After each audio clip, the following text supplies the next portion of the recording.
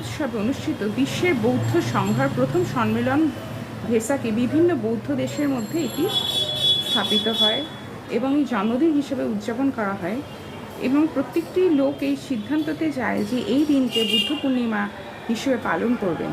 যে বিশ্ব বৌদ্ধ সংঘের এই সম্মেলনের তার মহিমায় নেপালের মহারাজের ভেসাকের পূর্ণিমায় দিনে সর্বসাধারণের ছুটির দিন হিসেবে ঘোষণা করেছেন এবং তার কৃতজ্ঞতা প্রকাশ করেছেন। তা জোর করে অনুরোধ করে জানাচ্ছেন সকল দেশের সরকারদের যাতে তারা এটি মানে।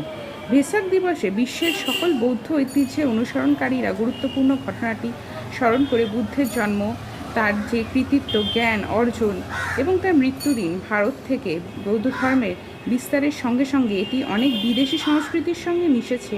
ফলে এই বিশ্বব্যাপী বিভিন্নভাবে উদযাপন হয়। ভারতের বৈশাখী পূর্ণিমা দিনকে বৌদ্ধ জয়ন্তী হিসেবেও পালন করা হয় এবং এই দিনে লোকে নানানভাবে উদযাপন করেন। বৌদ্ধ ধর্মের লোকেরা নতুন বস্ত্র পরিধান করেন।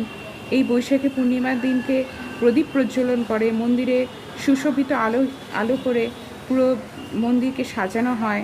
এইভাবে তারা নিজেদের উৎসবটি পালন করে।